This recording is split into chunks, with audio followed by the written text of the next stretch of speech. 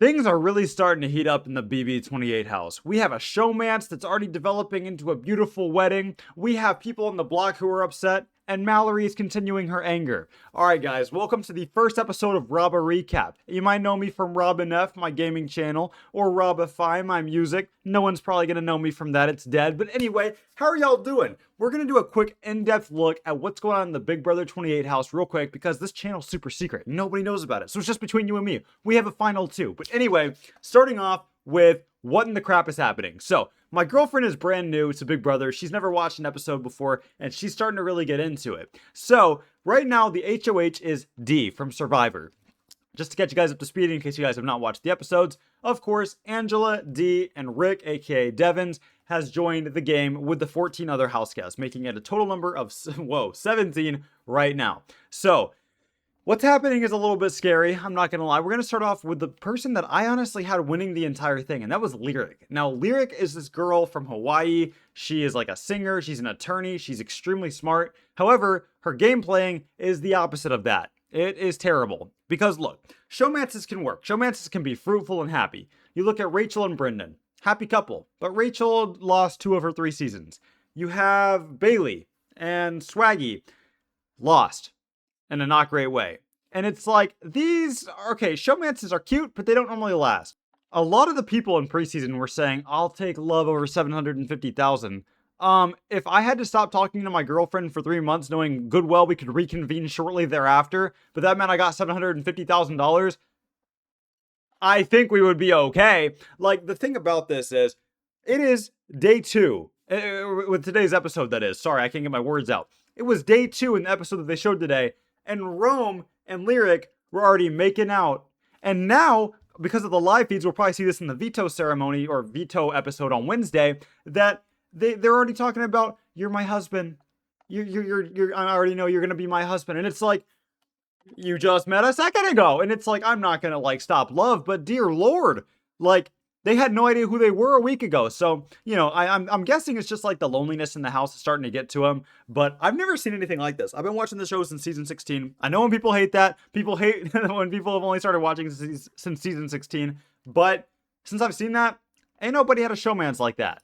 Now let's talk about Mallory for a second. So if you guys don't know, the noms that were shown in today's episode were Mallory, the rocket scientist, Taylor, and Yash. Now, those 3 are people that just kind of were not really like working with D. D kind of has like these 2 really big alliances right now. One with Angela and Rick, with Barrett and Drew, and then another one with Camu and Haley and Chuck. I believe those are correct. I'm still trying to get used to everybody's names. But she really feels like way more strongly about the one with Angela and Rick. Those are like her core 3. Then they brought in Barrett and Drew. Well, she really didn't want to nominate anybody outside of, or anybody inside of those 2 alliances. So she decided to go for those 3 people. Now, the thing about them is those 3 were in like 3 separate, I guess, camps, for lack of a better word, where they were trying to like choose the HOH. There were 3 separate groups, and she just picked one person from each of those that she was not working with. So I think it was smart noms. But Mallory went on to win the power of veto, meaning that, unfortunately, Mallory was D's target. Mallory's off the block. Now, the renom right now as it stands is looking like it's going to be Ashley. So it kind of seems like it's going like top 4. We have, right now it's Ashley, but it also recently was Melody and Lyric, and maybe also, I can't remember who the 4th one was. Hang on.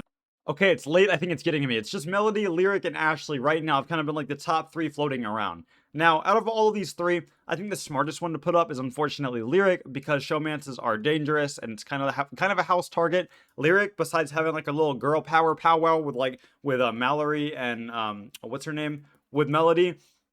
I mean, splitting that up is kind of helpful, I guess, but they don't really have like a strong alliance because Mallory is pretty quick to throw people under the bus. And breaking up a showmance where it's obviously making other people uncomfortable is never going to be a really bad thing. So, personally, that's what I would do, but I also could see an argument for getting rid of a stronger target. Oh god, I just accidentally started a YouTube stream. Oh god. Oh no.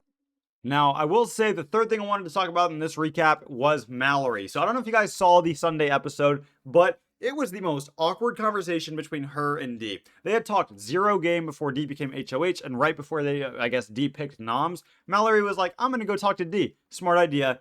she started talking about herself a lot. Like, I want to go to all 50 states. I like to go to Connecticut, but I guess I can't. Like, oh my gosh, like, this is not how you play Big Brother. And I think it kind of rubbed Dee the wrong way. You know, Dee's like a really strong Survivor player, and she's a really good game player. So if you're gonna try to like make a name for yourself and like really kind of like, oh, my mom's calling me. Hang on. Okay, I'm not gonna lie, I kind of forgot where I was, but basically, I think I was talking about Mallory and her terrible conversation in the HOH room. Look, the thing about it is, I've just seen a lot of like emotion on this cast so far, and I'm not gonna lie, if I had to give you guys my top three, which is a segment that I think I want to do every week, if you guys like this series, if not, I'll never make it again. But I want to give like a top three based on who I think is just doing the best, who I think has the strongest game. Right now, my mom is actually against it because she watches it too. I have D as number one. Mom thinks that she's putting herself in a corner because she's kind of like having two alliances at once. It's the whole thing. She kind of like says that it's kind of giving Vinny, which I kind of agree with. So we'll see how that pans out. But I think number one, get it, Panero, Vinny Panero. Okay, whatever. So number one is, in my opinion, is D. Number two, I think Angela is doing an excellent job this season. I was kind of an Angela stan in 26, and my parents were not a fan whatsoever, but we're going to see how that pans out. And then number three, you know who I think is like playing low-key like a sleeper game right now? Well, he was my least favorite going into the season, and he still is right now. But Drew, I think, is doing an excellent job, and he's kind of fitting exactly where he needs to be. So I'm curious to hear what you guys think. If you guys like these kind of recap videos, I'd be happy to make more in the future. Check me out, Robin F, Robify. I don't really care. I'll see you guys in the next video, and hopefully we have a good week of Big Brother coming up for Thursday. See y'all next time. Goodbye.